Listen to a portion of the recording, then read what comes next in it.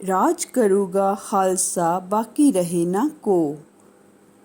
دادی اماں اور کرم بخش مجھے BA-SJ-F خالصہ ہائی اسکول میں داخل کروانے کے لیے اپنے ساتھ لے گئے۔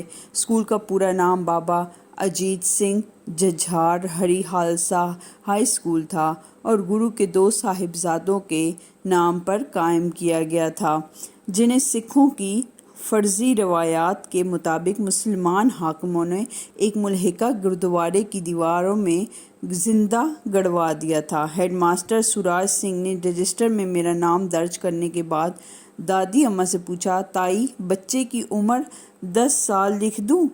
دادی اماں کو سارا گاؤں تائی کہا کرتا تھا۔ پھوٹ تیرے پھٹے منہ! دادی اماں نے ہیڈ ماسٹر کو ڈانٹا۔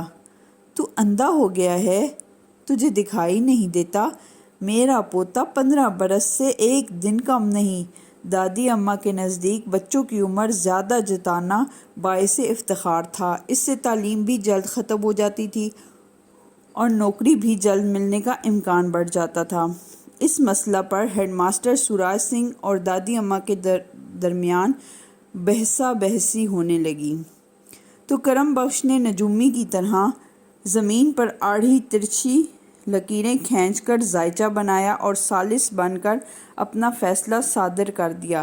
ماسٹر جی، اس کی عمر 13 سال 3 مہینے 3 دن لکھ دو۔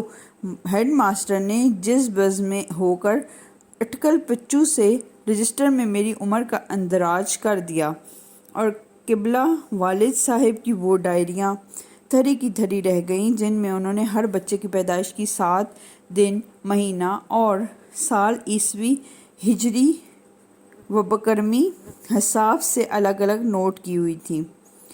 عمر کے حساب سے ہیڈ ماسٹر نے مجھے 2 سال آگے کی کلاس میں داخل کر لیا اور ساتھ ہی یہ حکم بھی سنایا، اگلے سال ورنیکولر فائنل کا امتحان دینا ہوگا۔ اگر وظیفہ نہ لیا تو کان پکڑ کر اسکول سے نکال دوں گا۔ پہلے روز جب میں اپنی جماعت میں گیا تو نیا کرتا، کورے لٹھے کا نیا کھرڑ کھرڑ کرتا ہوا پاجامہ اور پھندنے والی سرخ رومی ٹوپی پہنی ہوئی تھی۔ مجھے اس ہیئت غذائی میں دیکھ کر بہت سے ہندو اور سکھ لڑکے منہ میں انگلیاں ڈال کر سیٹیاں بجانے لگے اور زور زور سے گال پھلا پھلا کر بکرے بلانے لگے۔ ایک لڑکے نے رومی ٹوپی کا پھندنا نوچ کر توڑ دیا اور اسے برش کی طرح اپنے گالوں پر پھیرنے لگا۔ دوسرے نے دھول جما کر ٹوپی کو پچکا دیا۔ تیسرا ٹھوکریں مار مار کر میری پیٹنٹ لیدر کی کالی گرگابی کو مسلنے لگا۔ کئی سکھ لڑکے میرے گرد گھیرا ڈال کر کھڑے ہو گئے اور لہک لہک کر بھانت بھانت کے آوازیں کسنے لگے۔ فوجاں شہروں آئیاں ہیں، فوجاں گٹ مٹ کر دیاں ہیں، فوجاں پڑھائیاں کریں گی، فوجاں بابو بنیں گی، فوجاں ٹوپی لیتی ہیں، فوجاں مسلح ہوتے ہیں۔ ان پے در پہ سوالات کے بعد انہوں نے گھونسے تان تان کر ہوا میں گھمائے اور بیک آواز زور زور سے گانے لگے، راج کروں گا خالصہ باقی رہے نہ کو۔ اتنے میں کوئی پکارا کہ ماسٹر جی آ رہے ہیں۔ سب لڑکے فوراً شرافت سے اپنے اپنے ڈیسک پر بیٹھ گئے۔ میں اپنی جگہ حیرانی اور پریشانی کے عالم میں کھڑے کا کھڑا رہ گیا۔ ماسٹر منگل سنگھ اردو اور ریاضی کے استاد تھے۔ انہوں نے سر سے پاؤں تک میرا جائزہ لیا اور رومی ٹوپی کی جگہ پگڑی باندھ کر اسکول آنے کی ہدایت کی۔ انہوں نے تھوڑی دیر سبق پڑھایا اور زیادہ دیر بہت سے لڑکوں کی بری طرح پٹائی کی۔ فارسی کے پیریڈ میں پنڈت سری رام نے بھی یہی عمل دہرایا۔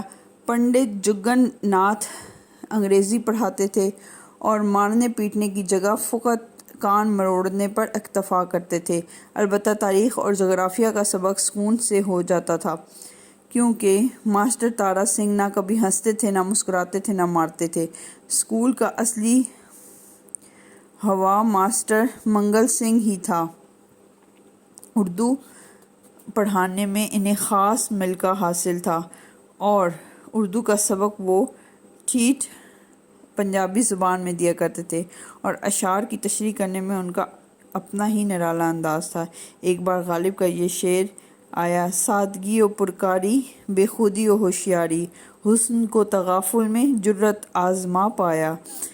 اس شعر کو انہوں نے ہمیں یوں سمجھایا: سادگی تو اسدے نال پرکاری، بے خودی تے اس دے نال نال ہوشیاری۔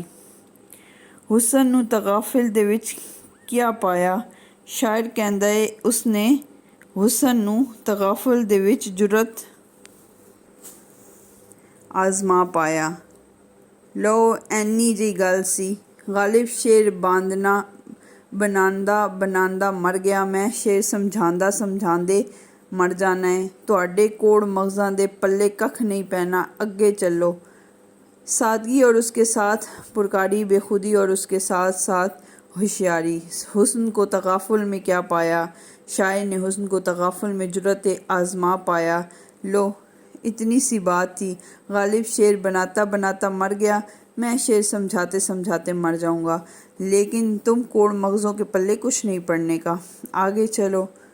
اردو کے علاوہ ماسٹر منگل سنگھ علم ریاضی میں بھی کامل تھے۔ یہ اور بات ہے کہ سوالات حل کرتے وقت جمع تفریق تقسیم کی جگہ وہ طلباء پر ضرب کا عمل زیادہ بروئے کار لاتے تھے۔ حقیقتاً ان کا اصلی شرح صدر صرف زد و کوب کے فن میں حاصل تھا۔ ذرا سی بھول چوک پر وہ قصاب کی طرح طالب علم پر لپکتے تھے، اسے گردن سے دبوچ کر ہوا میں اچھالتے تھے اور پھر اس پر لاتوں، مکوں اور تھپڑوں کی ایسی تابڑ توڑ بارش برساتے تھے کہ دیکھنے والوں کو بھی دن میں تارے نظر آنے لگتے تھے۔ ہر روز ایسی 2-2 3-3 پٹائیاں دیکھ کر اسکول کا ایک ایک لمحہ میرے لیے سہانی روح بن گیا۔ ہر وقت سر پر خوف کی ننگی تلوار لٹکتی رہتی تھی کہ نہ جانے کس وقت اس مار پیٹ کا قرعۂ فعال اچانک میرے نام نکل آئے۔ یہ خیال آتے ہی میرے رونگٹے کھڑے ہو جاتے تھے اور سر سے پاؤں تک پسینہ پسینہ چھوٹنے لگتا تھا۔ ایک روز میں تیار ہو کر اسکول جانے کو تھا کہ ایک گھر میں کسی کو زور سے چھینک آئی۔ دادی اماں نے چھینکنے والے کو بری طرح کوسا اور مجھے واپس بلا کر بٹھا لیا، کیونکہ کام پر روانگی کے وقت کسی کا چھینک دینا بدشگونی کی علامت تھی۔ کچھ دیر انتظار کرنے کے بعد مجھے دوبارہ اسکول سدھارنے کی اجازت ملی، لیکن اس بدشگونی نے میرے پاؤں من کے بھاری کر دیے۔ میرے دل کو یقین سا ہو گیا کہ آج کا دن ہی وہ روز موعود ہے جب ماسٹر منگل سنگھ کے ہاتھوں میری پٹائی کی باری آنے والی ہے۔ اس خوف کا بھوت میرے سر پر کچھ ایسی شدت سے سوار ہو گیا کہ میں نے اسکول جانے کی بجائے سیدھا نہر کی راہ لی۔ نہر سرہند کے کنارے بیریوں کے جنگل تھے، آموں کے باغ تھے اور کھجوروں کے جھنڈ دور دور تک پھیلے ہوئے تھے۔ میں بڑے مزے سے بیر چننے، کچی انبیاں اور کھجوریں کھانے میں مصروف تھا کہ ایک جگہ اچانک کرم بخش سے مٹ بھیڑ ہو گئی۔ وہ مویشیوں کے لیے چارہ لانے شاملات دہ کی طرف جا رہا تھا۔ میں نے بھاگ کر کچھ جھنڈوں میں روپوش ہونے کی کوشش کی تو اس نے لپک کر میرا ٹیٹوا لیا۔ مجبوراً میں نے بڑی دردناکی سے اسکول کی ساری رام کہانی اسے سنا دی۔ اب مدرسے سے نہیں جاؤ گے؟ کرم بخش نے پوچھا۔